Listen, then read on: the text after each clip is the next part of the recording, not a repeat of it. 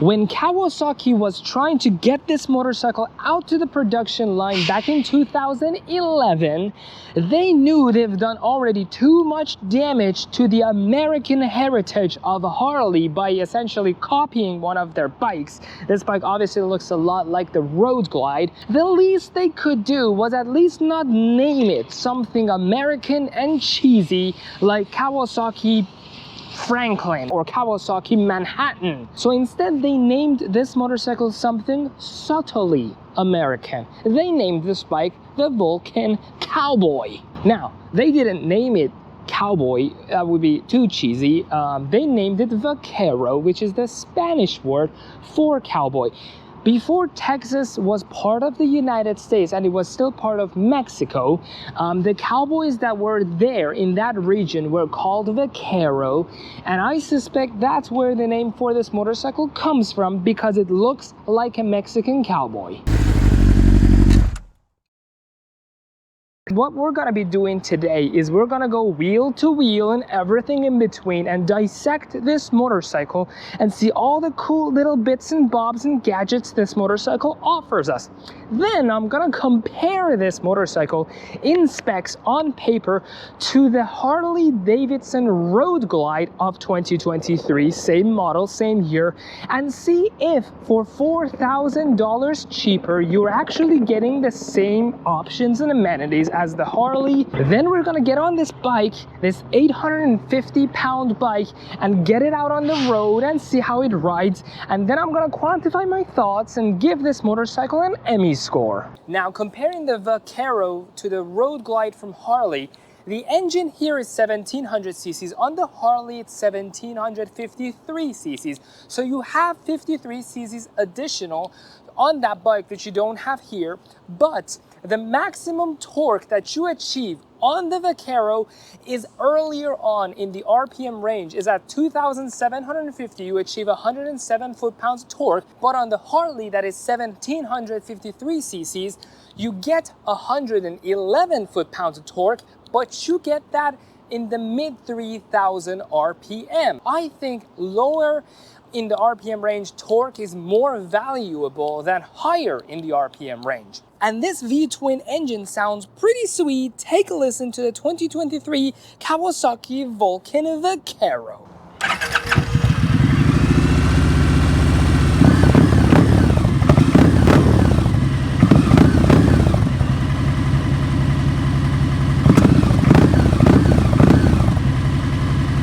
Now let's talk about the brake system on this bike.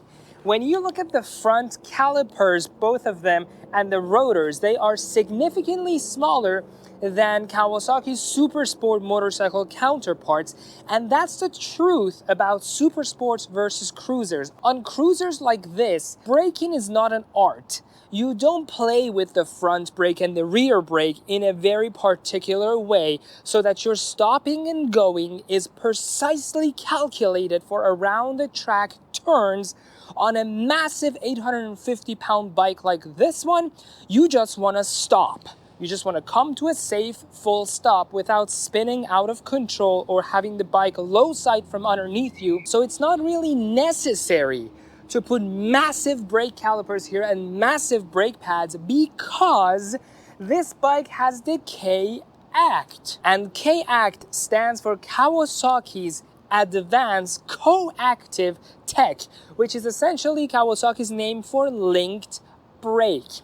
In other words, the back of the bike has the exact same size everything, whereas superbikes have a very tiny rotor and a very tiny caliper, and up front they have a very massive rotor and a very massive caliper. This bike has distributed power, braking power equally to the front and rear wheels, and it has connected both of them together. So regardless of whether you tap your foot on the rear brake or you squeeze the lever up there for the front brakes, the bike will apply brakes to both front and back of the bike synchronologically together so that you can come to a safe stop instead of stopping, so that the rear of the bike lifts up and you lose control on the back of the bike. Now let's talk about the transmission on the Vulcan Cowboy. On this bike, the 6th gear is special. It's called the overdrive gear. So you use 1 through 5 to maneuver around the city, stoplight to stoplight, or taking over cars on the freeway. But when you are finally on the open road, you're gonna put it in 6th gear, and that engages the overdrive. Overdrive is simply the mode that Kawasaki has mapped into the ECU of this bike. Essentially, once you get to that gear, the RPM dramatically drops, fuel efficiency increases, swiftness and smoothness of power delivery increases. All of that happens for the best cruising experience, which is a pretty well thought out gearing system. Now, as far as the shifting mechanism itself, you have the heel tap and the toe tap mechanisms to change gears. So you don't have to put your feet under this and force your foot up, which is a more unnatural move for your feet to not get you tired and exhausted on your long cross-country cruising experience.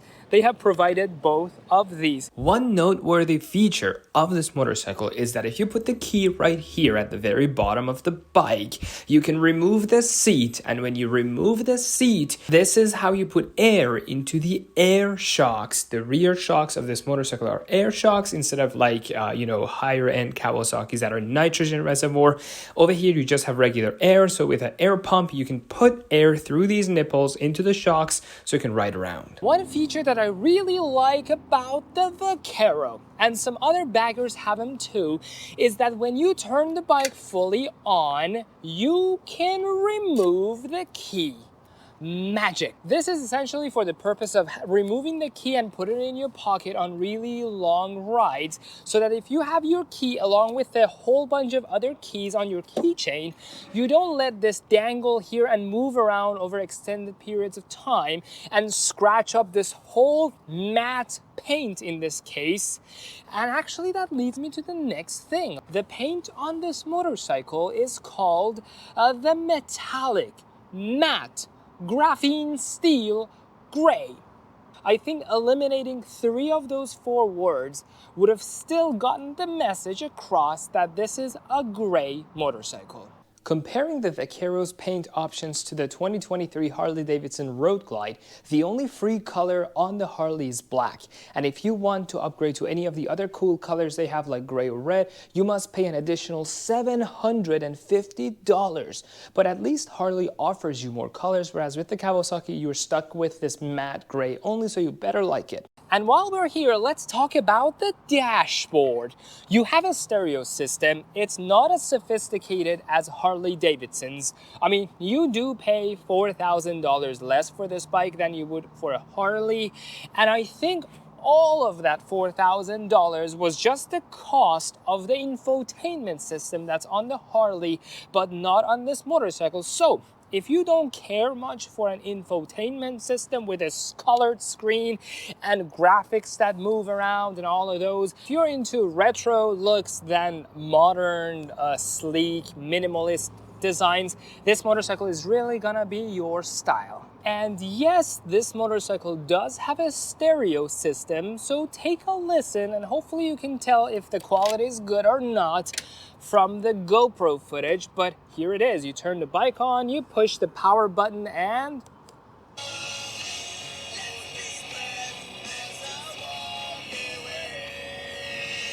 now the downside of not having a full-on infotainment system like a car or like the Harley-Davidson Road Glide is that you can't benefit from features that these screens provide you, such as the easy ability to connect your phone to the motorcycle via Bluetooth. This motorcycle only has an aux cable, so if you want to connect your phone via Bluetooth, you have to get a Bluetooth unit to aux adapter, plug that into the motorcycle, then Bluetoothly connected your phone to the bike. Otherwise, your phone has to be from 20 years ago with an aux jack, with a 3.5mm jack, and so you can plug your phone to the bike that way. What you have to do is you open this left cubby.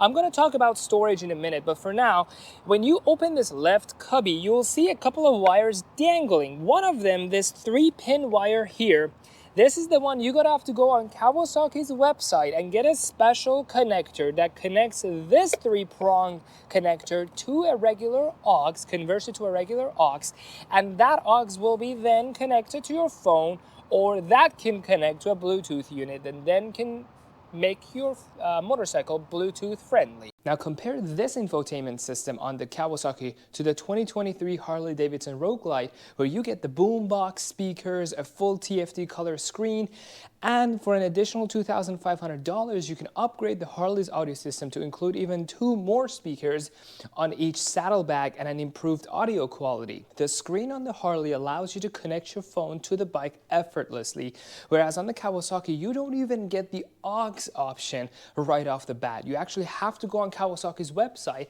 and buy a cable converter from the 3-prong cable in the compartment to a regular aux. As far as storage goes, the Vulcan Vaquero has 2 lockable storage saddles on the back, each claim to have a 10-gallon capacity, and up front next to the handlebars you have 2 lockable cubbies, so a total of 4 storage units, all 4 of them lockable on the 2023 Vulcan Cowboy. And as for the design of the 2023 Vulcan Vaquero, I really like it. I was skeptical of this metallic matte graphene steel gray color, but now that I see it in person, it's actually pretty good. You can see a mix of modernity and classical touches to this motorcycle. You can see that the overall shape is kind of modern with this paint especially, but you also have chromes on the handlebars, gas tank is chrome, the turn signal housings are chrome, but everything else is blacked out. I think it's a good blend of chrome and matte paint. And now, as you can see, when the hazard lights are on, every light except the brake light on this motorcycle are all halogen bulbs, just regular old school bulbs, which kind of fits with the character of a bagger with a tourer like this. I don't know how long more Kawasaki can drag this old school theme on this motorcycle before everybody gets tired of it. Even Harley Davidson, they have even gone for LED lights on most of their new motorcycles. Kawasaki is still kind of stuck 10-20 years behind everybody else, which by the sound and looks of it is something that people are actually interested in, including that old school stereo system that looks silver metallic, and the halogen bulbs and some chrome parts. I think that's what people really want when they go for a bagger like this. And now, as far as the technologies available on this bike to the riders, you have ABS on both front and rear wheels, and you have that K-Act, which was the Kawasaki's advanced coactive tech, which was the linked braking to the back and front. And then you obviously have a cruise control on this motorcycle as well. The controls are kind of confusing on this bike. On the handlebars, there's just too much going on, but I assume after you ride a couple 100 miles in this bike, you get used to the placement of the buttons. So again, no complaints there. Other than that, this bike is not really equipped with any other electronics, which further contributes to why it's relatively affordable for a bike of this size and stature. Unlike the Kawasaki, you must pay an additional $950 to add ABS to your Road Glide from Harley. On the Kawasaki, ABS is already included, which is a plus in my book. Regardless of all of that beautiful design that's used on this bike, the pinnacle, the high point of the design is supposed to be this front end, this massive headlight and these 2 massive vents that are up front, except they are fake. If I was Kawasaki, I would not attract everybody's attention to this area and to these piano shiny black vents only to make them fake. And let's not forget to give a shout out to Bellevue Motorsports, my local Kawasaki/MV Agusta dealer. They were nice enough to give me this 2023 Vulcan Vaquero to be reviewed for you guys. Go check out their inventory. The link is in the description below. And with all of that out of the way, let's take this bike out on the road and see if it's as fun riding it around as it is looking at it. Bam! Oh, stereo on, volume up. Woo! Holy shit! Holy moly! Wait, did it shift gears for me? Oh no, I did by putting my foot where it doesn't belong. I'm still not used to the gear change here, so Apologies.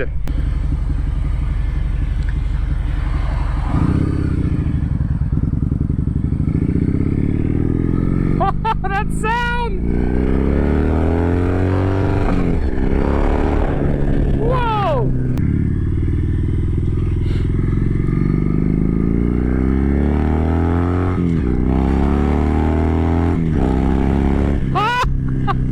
Holy moly!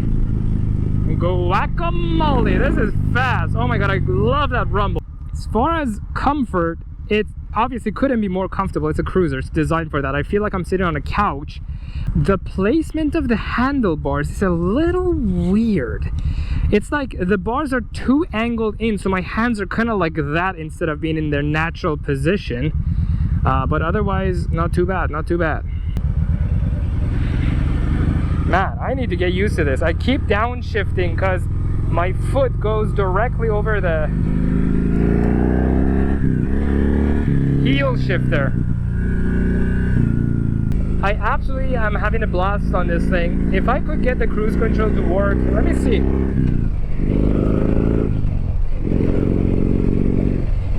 Oh, there you go. It had to be in a specific gear to work.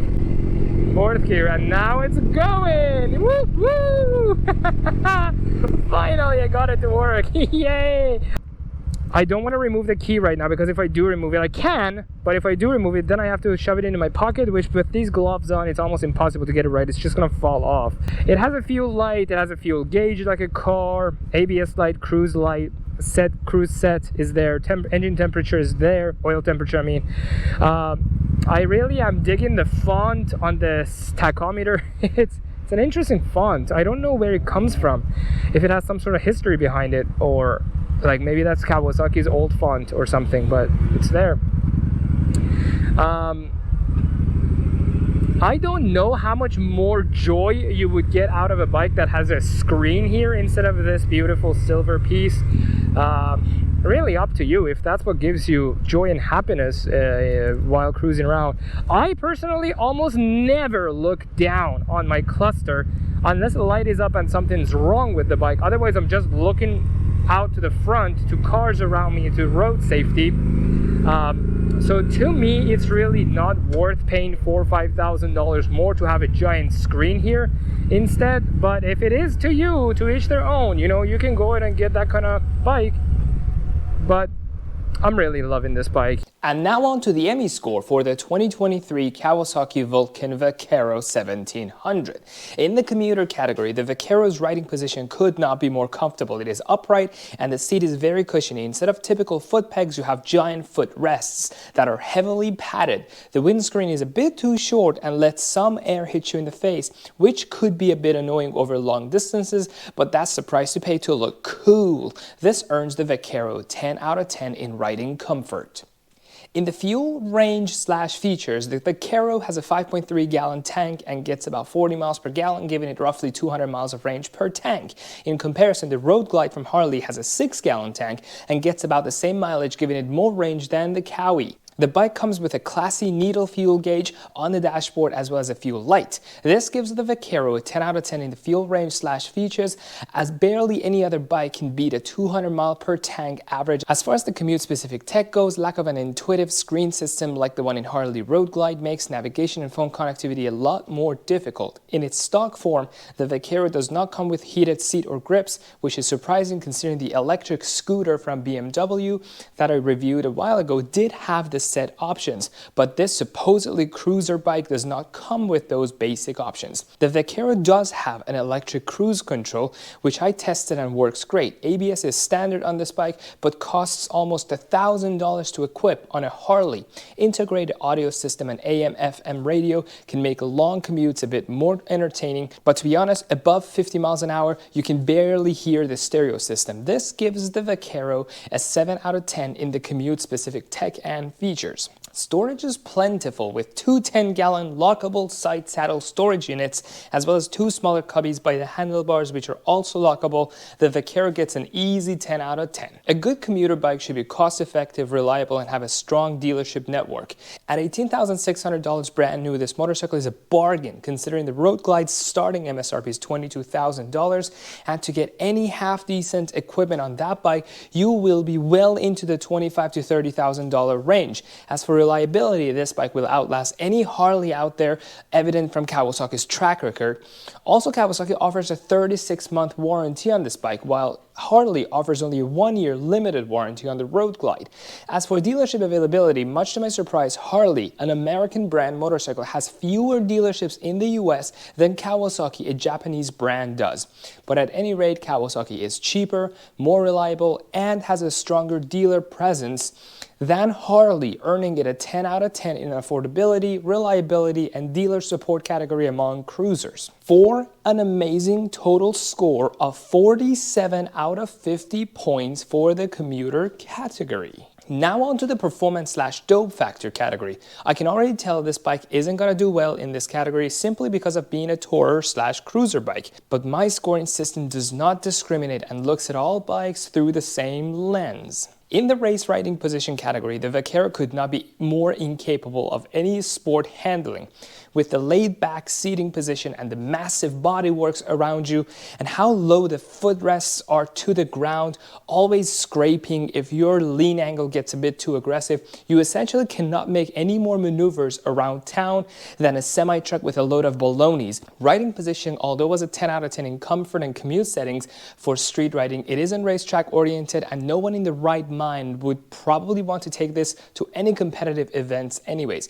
This earns the Vaquero a 1 out of 10 in the race riding position. The horsepower/torque figures are average when considered together. For a cruiser like this, torque is king and horsepower is essentially irrelevant, but to calculate this score, both need to be considered. The torque on this bike is 107 pounds-feet and has around 80 horsepower, earning the Vaquero a 4 out of 10. Some of you are wondering how I calculate horsepower/torque category score. I simply add up the horsepower and torque numbers and divide them by 2, which gets me the horsepower/torque average.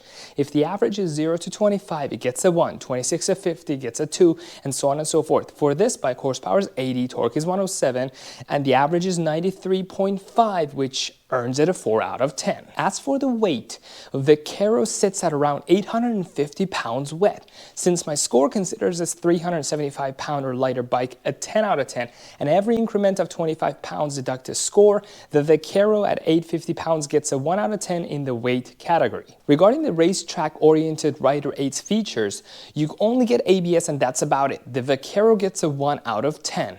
As for the Kawasaki Vaquero's design choices and marketplace, it is a very old school looking motorcycle, and I'm surprised to see a Japanese company has held on to American design philosophies more strongly than Harley has. Some may like and some may dislike the retro look of this bike. I personally think the Vaquero is a bit outdated for 2023 and could use some minor upgrades such as a colored screen and LED lights, and most importantly a better phone connectivity plan than the extremely outdated aux system.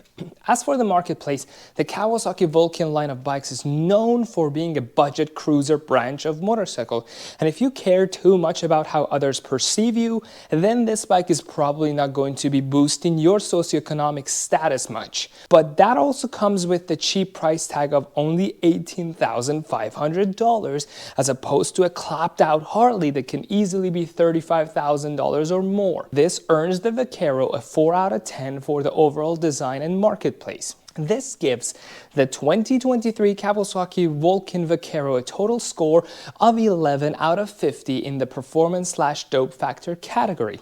And it sits here on the table compared to the rest of the cruisers I have reviewed so far. Kawasaki Vulcan Vaquero is a great long-haul cruiser for those of you who prefer function over form and could not care less about riding around on a shiny, overpriced and over-engineered yet air-cooled Harley.